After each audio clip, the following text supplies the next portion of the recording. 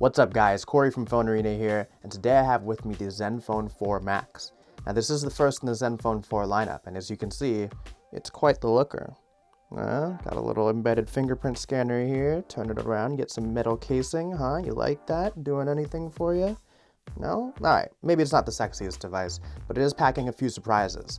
As you can already see, you have a dual camera setup here, 13 megapixel regular lens with a 5 megapixel wide angle. This has been a big push for Asus, as you can see with their marketing campaign that says, "We scissoring phones photo." Now we'll see how well they execute on that. But the other big perk about this is the 5000 mAh battery, and as you can see, it doesn't do too much to the profile here, and actually doesn't do a lot to the weight either. It's got a pretty good in-hand feel. Asus also packs a Snapdragon 430 in here with 3 gigs of RAM. For $200, this all sounds pretty good on paper.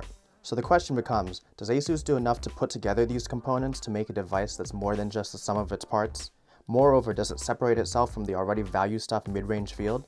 Let's find out in my review of the Asus Zenfone 4 Max. Okay, so it's not the sexiest device, but as far as this price point goes, it does enough to separate itself. The plain black or white face is only interrupted by non-backlit nav buttons, an embedded fingerprint sensor, and a front-facing camera with flash. Turning the device around, you get a nice blue metal finish, though pink and gold are also options.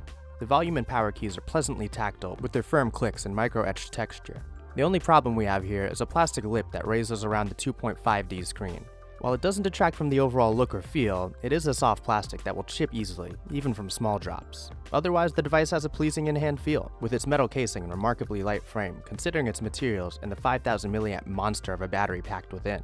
The Zenfone Max's display isn't our favorite at this price point. Stretching 720p resolution on a 5.5-inch screen shows obvious pixelation and blur in anything besides full-screen media and relatively large text. Navigating the phone's menus won't be an issue, but reading web pages was our least favorite thing to do on here. Watching full-screen videos or looking at pictures you might have snapped will be a decent experience though. Despite the screen's paleness, colors appear generally accurate, though the loudspeaker could certainly use some pep to aid this experience. If there's one thing we can always give Asus credit for, it's for making fast phones, regardless of the price point. Our unit was equipped with a Snapdragon 430 and 3 gigs of RAM, but configurations can include a Snapdragon 425 and either 2, 3, or 4 gigs of RAM. We can't imagine that any of these would be considered slow. Our unit was plenty quick and quite smooth. The snappy fingerprint sensor opens to a swift and fluid user interface. Navigation and app switching happens in the blink of an eye, and multitasking never hesitated.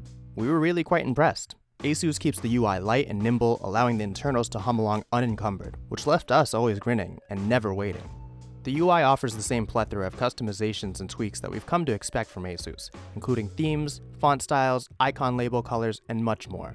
While setting search helps us keep track, it's not yet on the level of Samsung, which offers related settings for your query, making the act much quicker and more efficient. One of our favorite aspects of this device is the camera.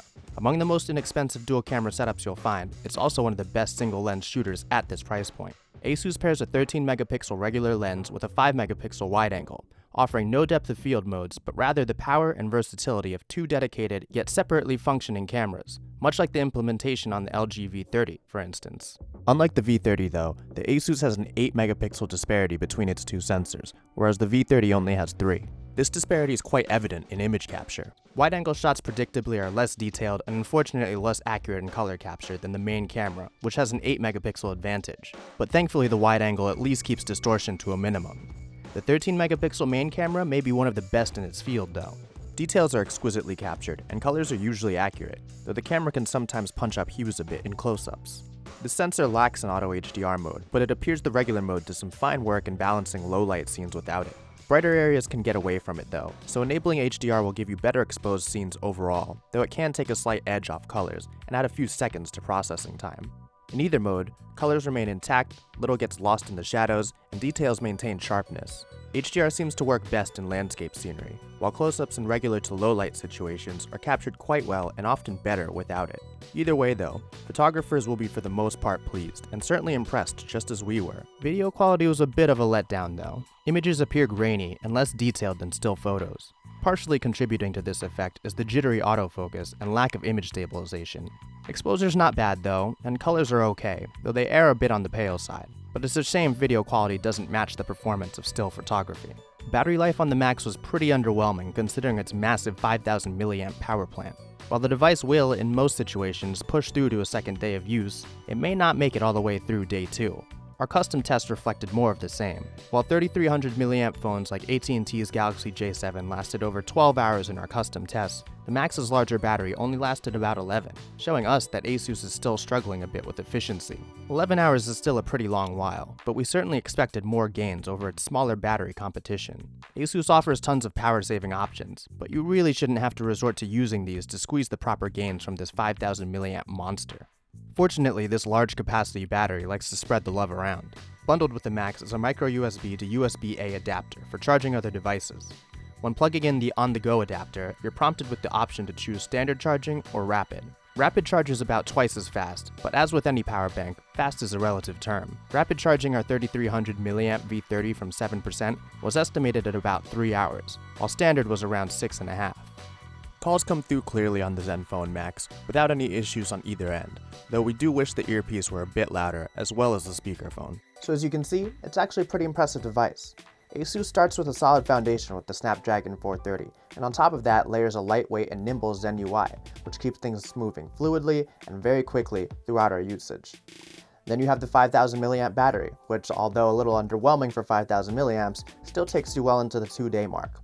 And then you have the camera, which they absolutely deliver on. This may be one of the best cameras we've tested in this price range. Unfortunately, the 5.5-inch screen spreads pixels pretty thin with 720p resolution, but aside from this, it may be one of the better contenders in the market for its overall package, even giving the iPhone SE a run for its money. Ultimately, we're pleased, and can't wait to see what the rest of the Zenfone lineup has in store for us. I'm Corey Gaskin of the Phone Arena, thanks for watching, and be sure to subscribe for our latest reviews.